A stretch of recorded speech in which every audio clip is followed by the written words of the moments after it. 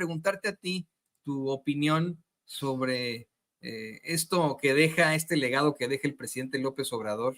No sé si nos puede ilustrar, don David, con este video que hace Vicente Serrano de las pinturas de los expresidentes, en comparación con el presidente López Obrador, en lo que pues te hacemos este cuestionamiento.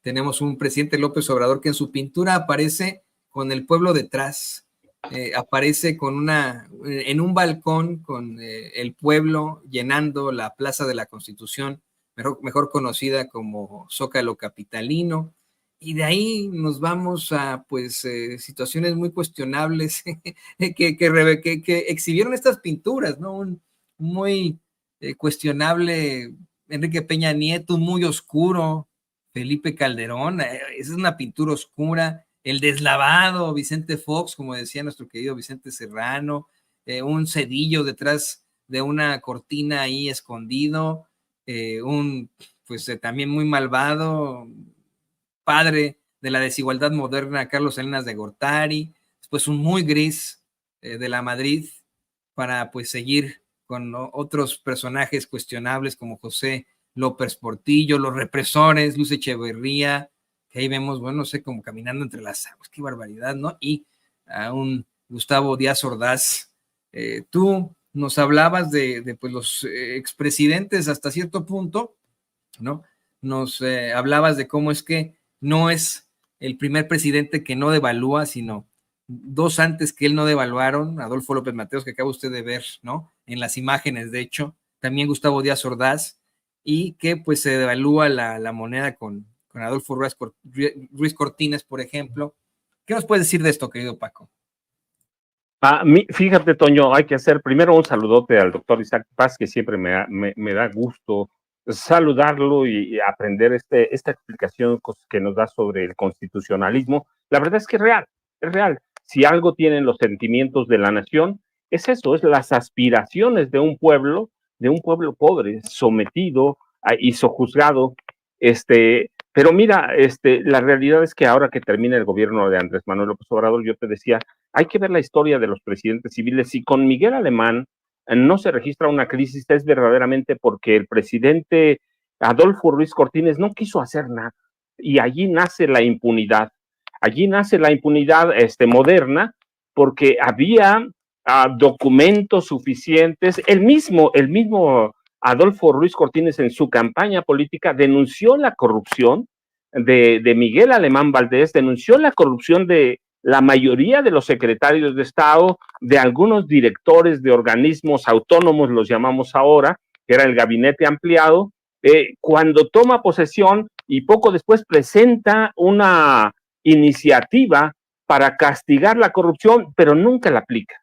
Y da nacimiento ¿a qué? A la impunidad. Verdaderamente nace, a él no se le puede documentar corrupción al presidente Ruiz Cortines, pero es el padre de la impunidad, pero también parte de la corrupción, porque él no se corrompió, pero María de los Dolores Izaguirre Castañares, que era su esposa, se corrompió, pero hasta las manitas. Yo lo he platicado contigo, lo hemos platicado aquí varias veces.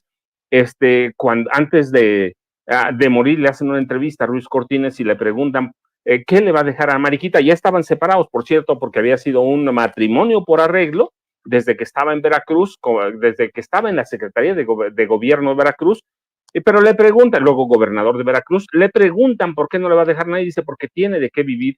Y esto te platico, me lo platicaba mi mamá, sí, mi mamá y claro, mi papá, ya investigando, entonces encuentro, ¿por qué no le va a dejar nada a Mariquita? No, pues 60 inmuebles de alta gama en la ciudad, en el Distrito Federal que era entonces, además era la que controlaba gran parte de la prostitución en el Distrito Federal. Mira, cuando teníamos al regente de hierro, a Uruchurtu, y controlaba parte de la prostitución, es decir, era una madrota, la primera dama del país en su momento, pero no denuncia la corrupción, no castiga nada, pero en el 54 devalúa la moneda y él nos endilga el 12.50 que duró por mucho tiempo, así que perdona la impunidad y tenemos una gran crisis en 1954. Luego, ciertamente no tenemos devaluación como tal y no tenemos una grandes variables, pero hay una crisis profunda en 1968, incluida económica, y ya tú lo dijiste, es uno de los grandes represores, aunque debo decir, Adolfo López Mateos, con mucho que lo quieran, era un represor también, electricistas, intelectuales, a todo mundo, y Ruiz Cortines, además, hay que aclararlo, fue el primer presidente, el primerito de los civiles, bueno, antes de que él estaba Miguel Alemán, fue el primer presidente que envió a las escuelas de Estados Unidos, a escuelas de Gran Bretaña, a oficiales del Ejército y de la Marina Armada de México a prepararse en cuestiones de tortura, de sometimiento o represión, y tú sabes, ahí nace verdaderamente el militarismo mexicano, ¿sí? Que nadie habla de ello, eso es otra cosa. Y Adolfo López Mateos, lo que hace es darle a los militares bancos, unidades habitacionales, créditos, y es un represor, pero además yo lo he contado, es un pederasta. Nadie lo cuenta, pero en términos actuales, él salía de su casa, porque él nunca fue a vivir a Los Pinos, él salía de su casa por las noches a cazar jovencitas, y luego tenemos una gran crisis en 76. En 76 tenemos una gran crisis con Luis Echeverría y empiezan las grandes devaluaciones, los endeudamientos. Cuando llega Luis Echeverría, las deudas de este país externas eran de 3,000 millones. Cuando él se va, documentado poco más de 20,000 millones de dólares. Luego tenemos crisis en 82, crisis en 86, 87, 94, 95, la de Zedillo, que nos viene a dar clases de democracia, 2000, 2001, con Vicente Fox Quesada y Zedillo, 2008, 2009, una gran crisis, 2016, 2017, pero eran crisis que se prolongaban 3 años, Toño, 3 años. Con López Obrador no solo se trata de que no hayamos tenido una devaluación, no es eso, es que mira, en la pandemia no hubo crisis, fue peor que crisis, porque se cerraron las grandes economías, se cerraron las economías del mundo, así que fue peor que una crisis, y Andrés Manuel logra sortear ese periodo. Yo te decía, hoy los encabezados que tenemos en periódicos como Reforma, que fue el único que quise leer, ¿cómo nos pueden explicar que no se haya derrumbado este país? ¿Cómo nos pueden explicar 9.5 millones de personas que hayan salido de la pobreza? ¿Cómo nos pueden explicar que tengamos las reservas más grandes en la historia de este país? ¿Cómo se pueden explicar lo que estabas viviendo o lo que estaba viviendo Vicente en este momento? ¿Cómo lo explican todos los periódicos? ¿Cómo explican que López Obrador termine con una aceptación de entre 77 y 78%? Mira, hacia atrás en el gobierno del gobierno de López Obrador, este país siempre navegó en aguas turbulentas. Hay ocasiones que platico y digo, no les voy a platicar de investigaciones ni nada, sino de lo que viví a partir del gobierno de José López Portillo, que es cuando empiezo mi vida laboral. Es la primera vez que no sufro en un final de sexenio. Sé que no va a haber crisis. Tú recuerdas hace por lo menos 2 años, algunas agencias calificadoras, algunas agencias especializadas en cuestiones financieras pronosticaban, si no hay una devaluación en 1923, en 2023, va a haber en 2024, si no en 2025. Las calificadoras grandes lo que hicieron fue convertirse no en analistas, no en estudiosos, sino en adivinos. Están tratando de adivinar, proyectando qué va a pasar en el futuro, cuando aquí hemos tenido shocks petroleros, crack bursátiles, populismos, devaluaciones brutales la hemos tenido, hemos tenido desequilibrios fiscales, neopopulismos, hemos tenido cuántos programas de salvamento. El Fobaproa es uno, pero antes de eso tuvimos grandes problemas de salvamento, es decir, de deudas privadas, hacerlas públicas, endilgarnos. Yo recuerdo el primero que me tocó con Miguel de la Madrid. Él tenía un empleado en Banco de México, fíjate, que se llama porque todavía vive, se llama Ernesto Zedillo Ponce de León, y le encargó crear un programa de salvamento que fue el primero que me tocó como reportero, fíjate, como reportero, Ficorca. era una deuda de los grandes empresarios, los llaman empresarios, yo digo que eran magnates, pero empresarios de este país, les regalaron 12.500 millones de dólares. Y claro, luego tenemos salvamentos carreteros, tenemos el FOBAPROA, que es el robo más grande en la historia de este país hasta ahora todavía, hemos pagado 2 billones de pesos y hemos pagado porque es de nuestros impuestos. Cuando fue ese FOBAPROA es producto de las tranzas, raterías, pillerías de banqueros, empresarios, políticos, magnates. Entonces, esa la primera vez que tenemos un gran cambio, y mira, sin que haya en este momento un cambio de régimen económico. Yo lo he dicho siempre, el cambio viene con Claudia Sheinbaum Pardo. Hay que ver lo que hace López Obrador. Están las bases del neoliberalismo sentadas con una diferencia. López Obrador, un hombre que viene de una universidad privada, contra aquellos que venían Miguel de la Madrid, Carlos Salinas de Gortari, Pedro Aspe Armella, que venían de universidades de Estados Unidos, Harvard, Yale, el MIT, de donde quieras, es un hombre que les enseña cómo administrar y cómo redistribuir la riqueza, que es en este momento lo que se está haciendo, cómo se redistribuye, cómo se ve a los más necesitados, que nos platicaba el doctor Isaac de Paz, cómo se visualiza un país. Y eso es un cambio. Lo que incluso, mira, la seguridad del país, yo te decía, la militarización que se prolonga hasta Enrique Peña Nieto. Enrique Peña Nieto tenía listos los decretos para suspender las garantías individuales en este país.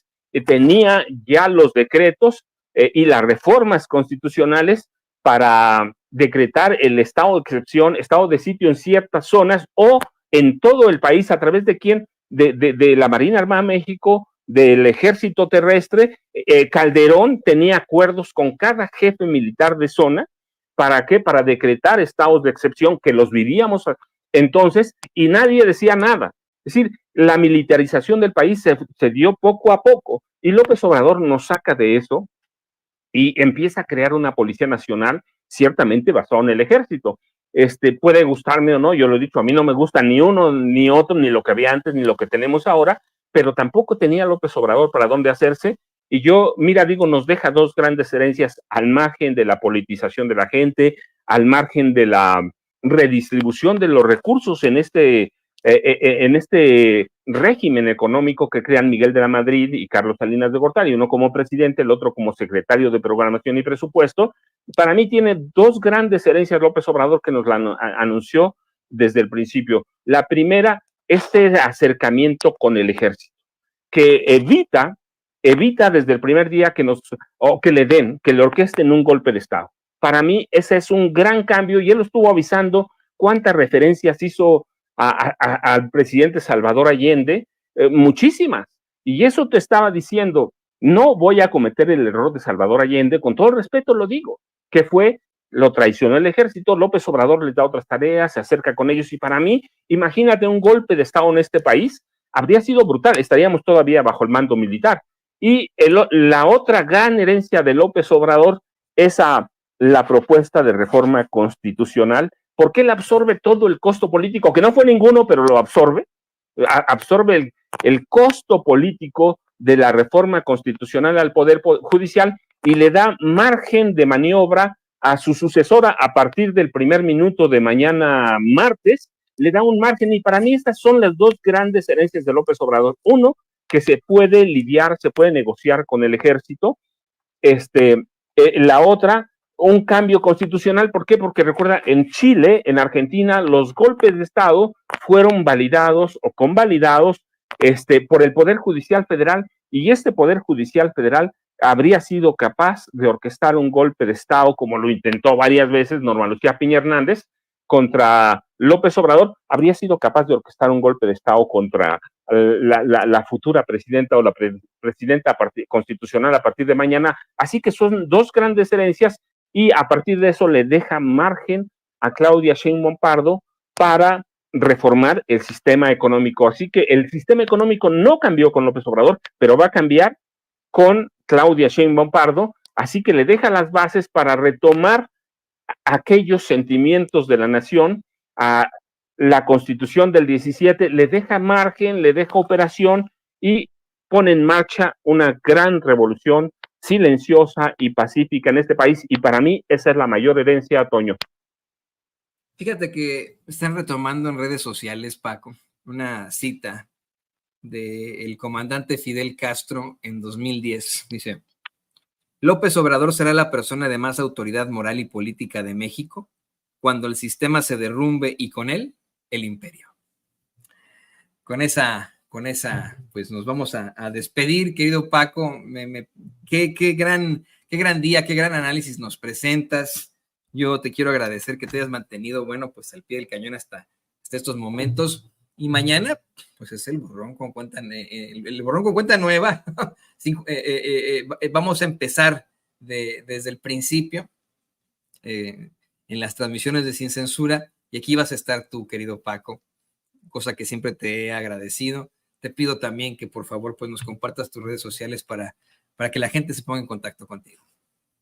Toño, pues yo te agradezco como siempre, y sí, es un gran día hoy, es un gran día, se va un hombre que en la historia, mira, normalmente la historia se tarda en juzgar a los presidentes. Yo digo, López Obrador ya sentó las bases para, sobre la forma en la que lo va a juzgar la historia, y mañana hacemos historia con la primera presidenta constitucional de los Estados Unidos mexicanos, pero la primera presidenta constitucional de América del Norte, de América del Norte, es decir, nos adelantamos a Estados Unidos, nos adelantamos a Canadá y damos un gran paso y cambiamos y vemos coronada la lucha de las mujeres de este país, que puede seguirse a la independencia, a la revolución, al porfiriato, a la revolución.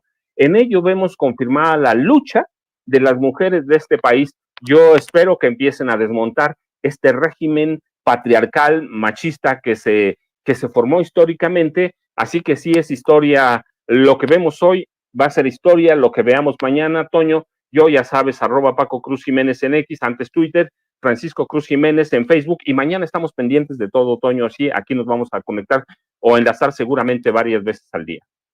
Y también quiero agradecer, ya se tuvo que desconectar, pero quiero agradecer a nuestro amigo, el jurista y constitucionalista, el doctor Isaac de Paz, que bueno, pues también nos hizo este análisis constitucionalista muy interesante. Pues querido Paco, te mando un abrazo y aquí nos vemos mañana.